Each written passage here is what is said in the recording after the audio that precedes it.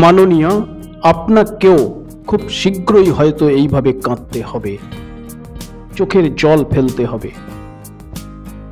একজন পুরুষ মানুষ কোন পরিস্থিতিতে এইভাবে রাজপথে চোখের জল ফেলে কান্নাকাটি করতে পারে বলেন? কতটা অসহায় হলে এইভাবে কাঁদতে পারে একজন পুরুষ? রাজ্যের মানুষ তাকিয়ে দেখছেন, যিনি কান্নাকাটি করছেন রাজপথে তিনি মমতার রাজ্যের এক হতভাগা পার্শ্ব শিক্ষক। দীর্ঘ 20-22 বছর স্কুলে পড়ানোর পরেও একজন পার্শ্ব শিক্ষকের সংসারটা ভালোভাবে চলে না।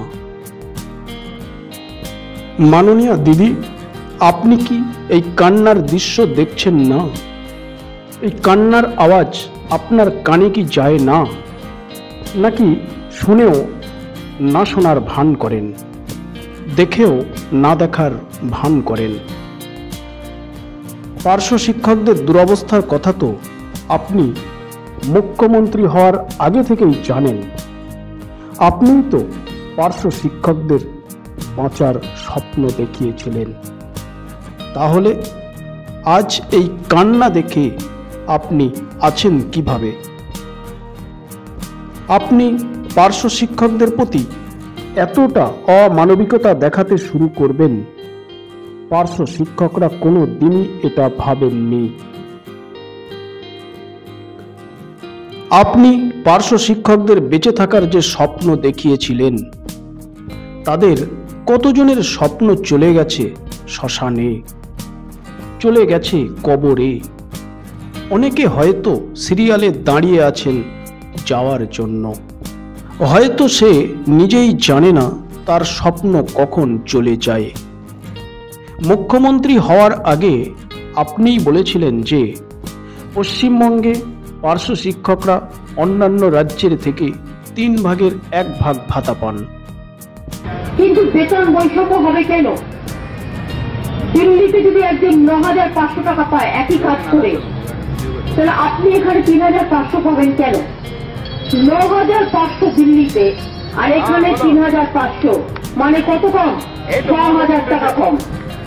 কমরেডকে জিজ্ঞেস করুন, কমরেড, কেউ খাবে আর কেউ খাবে না, তা হবে না, তা হবে না।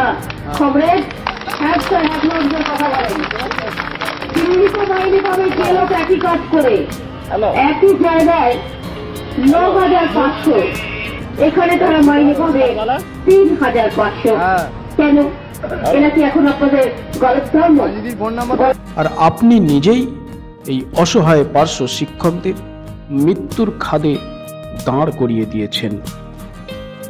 আপনার এই 15 বছরের শাসনকালে পার্শ্ব শিক্ষকরা বারংবার আপনার নিকট তাদের দুর্দশার কথা তুলে ধরেছেন। তাদের সংসারটা যে চলছে না সেটা কতবার আপনাকে বুঝিয়েছেন তারা। কিন্তু না, তাদের আত্মনাদে আপনার কঠিন হৃদয় গলল না।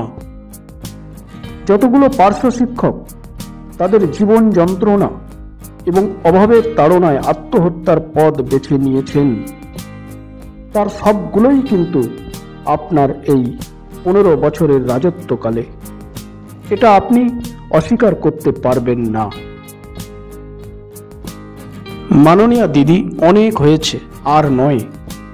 আর মৃত্যুর দিকে ঠেলে দেবেন না এই অসহায় পার্শ্ব শিক্ষকদের। এবার অন্তত এদের বাঁচার জন্য ব্যবস্থা করুন। বাকি জীবনটা একটু শান্তি দিন। বেঁচে থাকার মতো একটা বেতন বৃদ্ধি করুন দিদি। অসহায় পার্শ্ব শিক্ষকদের জন্য এটাই কাতর আর্তনাদ।